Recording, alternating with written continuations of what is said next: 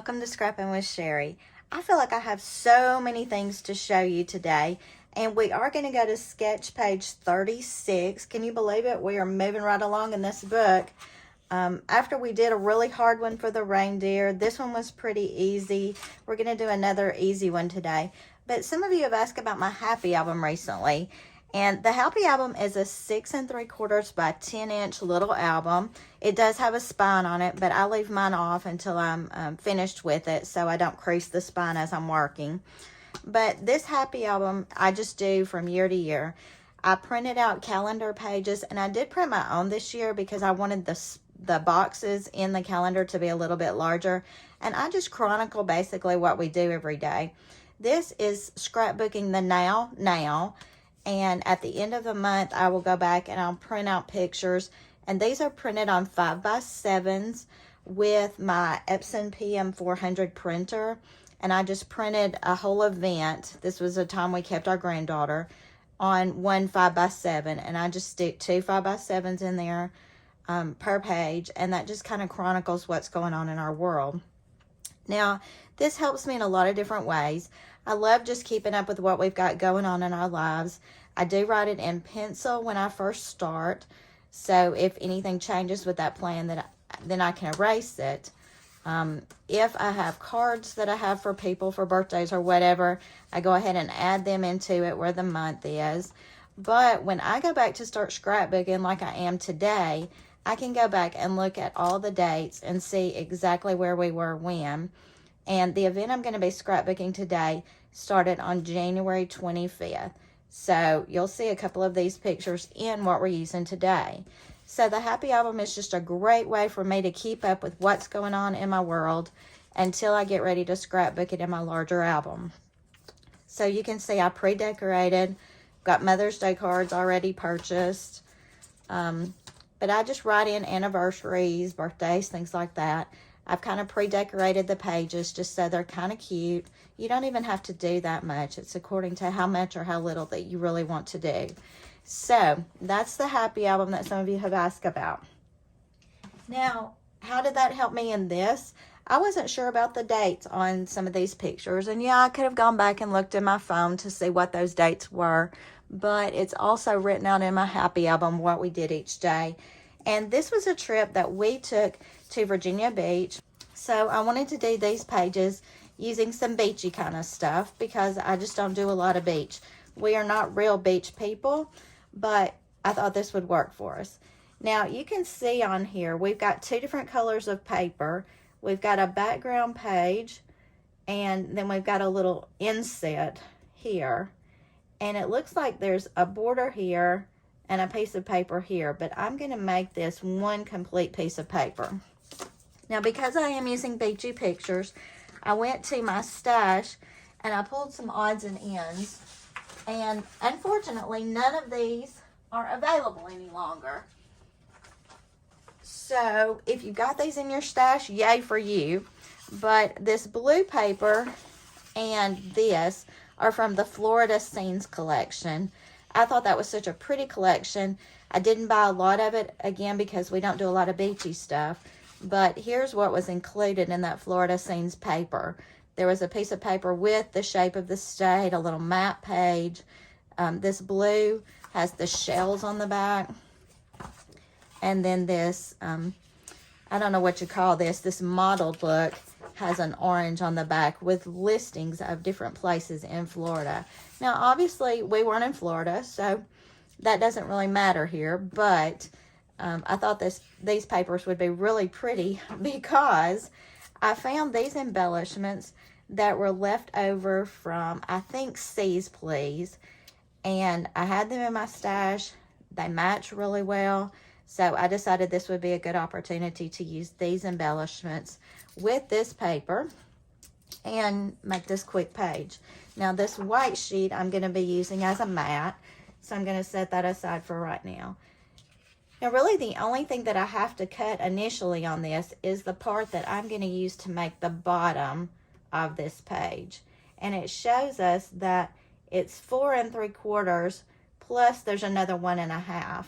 So that makes it, oh, math, 5, It seems like it would make it about 5.5, but that seems like too much when you look at the scale here.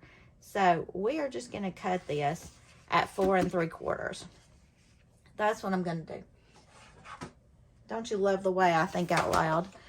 So I'm going to line this up at my 4 3/4 mark on my trimmer. I'm just cutting that as a straight piece, and it's going to be added right there. And I am going to scoot it all the way to the bottom. And then let me just lay out where I'm going just to make sure I like the look of it. And these little anchors and ropes, I'm going to put right at the top of that so that blue shows through just a little bit. They're not going to show through as well here, so we can fix that and make that show up a little bit better. And then we're adding all photos at the top. Now there's a journaling box here, and I did pull a journaling box that's obviously too big, but I can scale that down some. But that's kind of where we're headed with this. Now I do want to make a background behind both of these, I think. And I'm gonna do that by using some of this paper right here. Yeah, that's gonna create a problem for me when I start piecing it together, but that's okay. So let's see how wide we need that little background to go behind our border. When I look at a lot of the sketches, I think the borders are just really pretty up against it, but sometimes you just lose your borders in the busyness of the paper. So it's very, very easy just to add a really quick little splash of paper behind it, a solid piece of color, just to make that border stand out. Now, if you'll look, I cut this at the 1 3/8.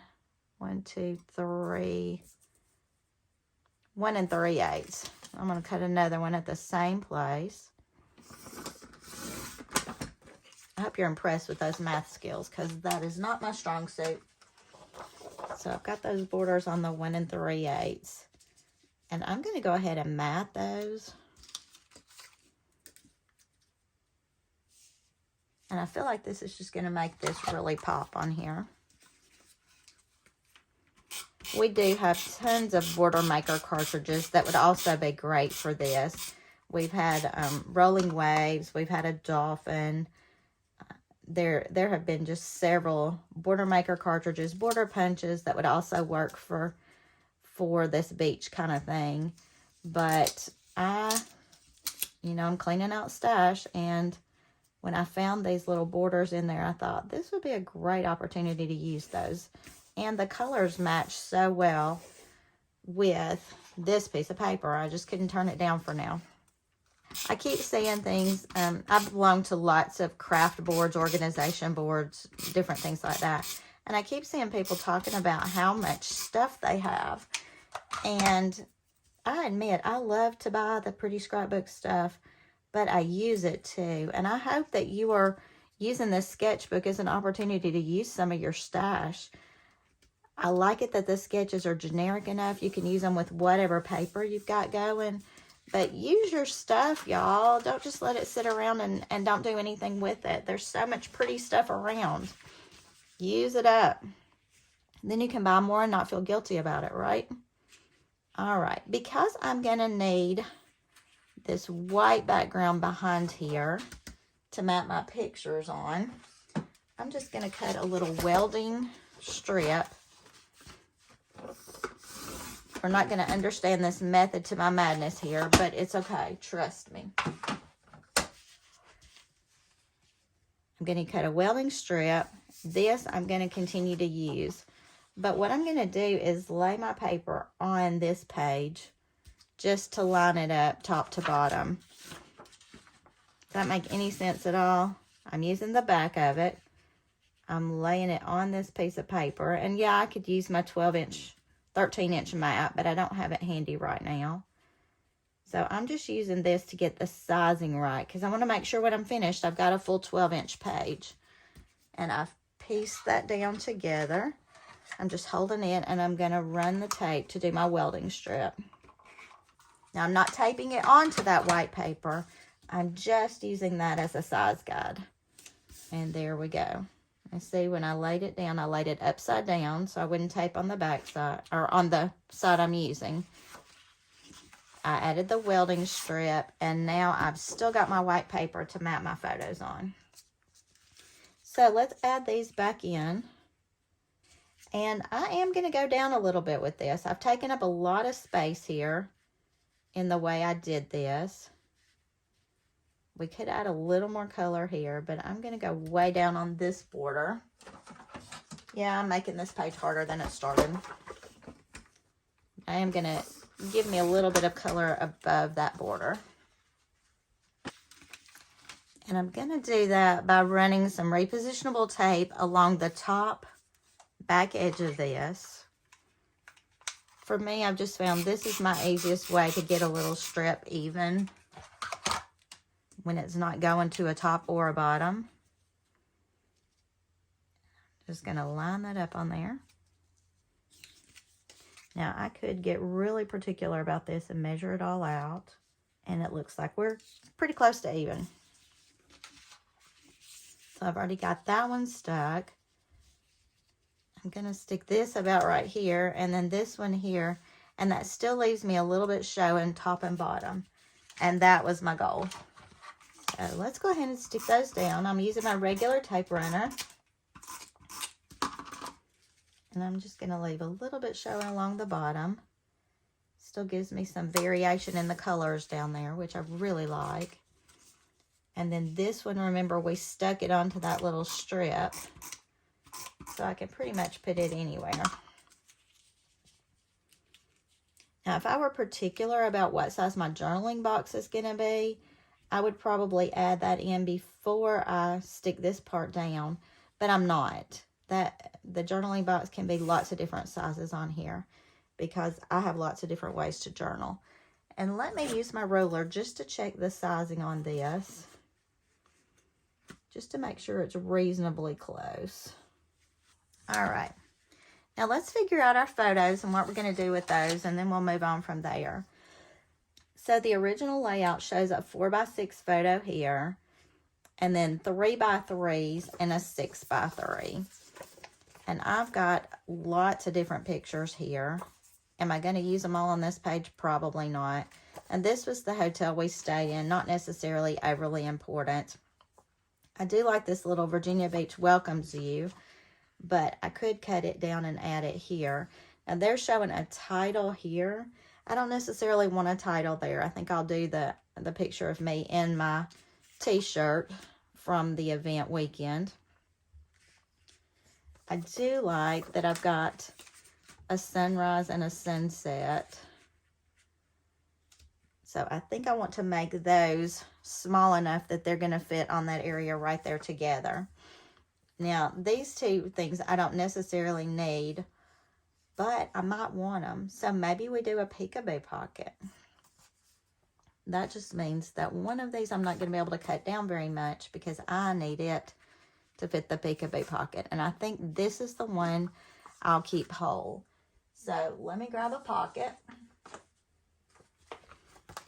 I'm going to do a top folds pocket and put this one in. I think I'll put the one of our hotel behind it. And I'm just going to stick these two together. That just keeps them from shifting inside the pocket. So I've got my sunrise. I'll stick that Virginia Beach right underneath that. And then I think on this one, I may just leave this one whole as well and mat it right down here. It'll cover some of the border. That's okay. That doesn't really bother me. So let's make our background piece to go behind these. Now, what they've done is created a background piece that creates a 1/4 inch border all the way around. And the best way to do that is going to be to stick these two pictures onto my background paper. And I am using the white. I just feel like that's going to make everything stand out so much better on this. They're okay straight against the blue, but the white really makes them pop. And I'm going to cut that as a straight cut with my trimmer. And then we'll make another map for the picture that's going to hang down below there. What I'm really liking about this design too is the lack of waste. I'm not wasting my papers at all. So we've got that, and then we need to mat this one more. And I could do this with my little personal trimmer, but because my 12-inch is handy, that's what I'm going to go ahead and use here. I think I need to use my little guides to make sure I'm getting this even. You may or may not know, but you've got those little guides up there, and they're great if you're afraid you're going to cut off something you don't mean to cut off, just to run them down and make sure that you're good on your spacing. Add that right there. Yeah, I still need to cut off some of the bottom of this. And we're just making that nice skinny little border around there to make this stand out really pretty. Now, I really could have put the Virginia Beach welcomes you on the top pocket. That would let you know right off the bat where we were. But I just love sunrise sunset pictures. Because we don't do the beach a whole lot, that's kind of my favorite part of the beach, is the sunrise and the sunset. So I felt like I really wanted that to be my showcase rather than the Virginia Beach sign. Okay, now you've noticed I have pieced this together, but I think when you get it stuck, you can't even really tell that that's more than one piece of paper there. And then I'm just going to stick all this down. And we are almost finished. Now, you notice this doesn't look exactly like the sketch. You know what I'm going to say, so I'm not even going to say it today. But if our focus is our pictures, and several of you have mentioned lately, I love that your pictures are your focus. If that's supposed to be our focus, then let's keep it the focus. Let's make it look like our pictures are important. Now, I don't want these waves here, but I do like that this color matches for this journaling box. So I think I'm going to trim this journaling box about right there. And I think I'm going to add it to this side so I leave a little more of this showing. Now our sketch is going to show an embellishment here and a journaling box there. I don't necessarily want another embellishment here. I didn't really put an embellishment period, did I? I was trying to feel where I measured that with my fingernail. And if we go this way with this, I can put it underneath the edge of my picture, and I can talk about the pretty sunrise and the pretty sunset. So let's go ahead and stick that underneath. Now, if I did find a title down the road somewhere that I wanted to add, or if I wanted to use my silhouette machine and add a title, I still have a nice little spot to do that. But I do like these different colors coming through, and you don't see very much of those, but that's what ties these anchors all together, is this little splash of color here. Now we've got our journaling box that's going to go here, and it'll go on top of the page protector. And the only problem that I see with that, and I've noticed it in my own albums, is sometimes when I stick a journaling box on and the page protector is on, not a journaling box, a peekaboo pocket. Sometimes when I stick a peekaboo pocket on and the page protector is on, it's hard to see where the pocket is. So our new tab punch has been a lifesaver in that respect. So let me just grab a scrap, and I'm going to make a little tab. I'm going to make a tab that I can attach to the edge of that peekaboo pocket so that when you see it, you know that you're supposed to flip it. Now with that tab punch, you just punch it, and then you can crease it through the middle.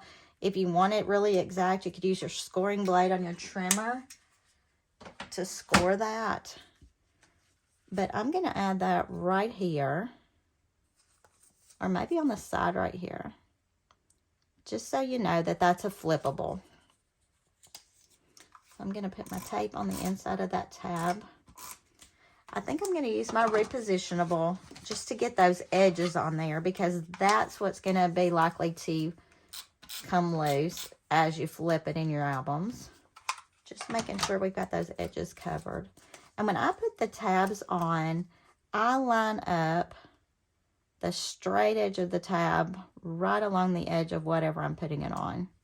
I think I'm going to go closer to the bottom. I don't want to cover up much of my picture. And then just fold it over and adhere that. So when I'm looking through my album later and this peekaboo pocket is laying on top of the page protector, I can see at a glance, oh, there's something to flip to see underneath. Now you can use the new write-on tabs, the white tabs. I could put on one of those write-on tabs, this was our hotel, or I can just do the journaling here just to talk about our time at Virginia Beach. That goes on the page protector. So we've kept a pretty close look on the sketch, I think. Instead of a title here, I have just put a photo. I've ended up getting 1, 2, 3, 4 photos here. I've got room for journaling. If I wanted to make a title, I could. I've used up some embellishments and some paper that didn't necessarily go together, but they go together. And we have finished sketch number 36. I hope you enjoyed this episode. I appreciate you asking about the happy albums and looking at those videos about things I've done before. But if you have questions, please let me know in the comments section. I really try to read everything that you comment, and I try to respond as well as possible in a timely manner. So please keep those comments coming, keep watching, and keep plugging along with me as we do this sketchbook challenge. Until next time, happy scrapping.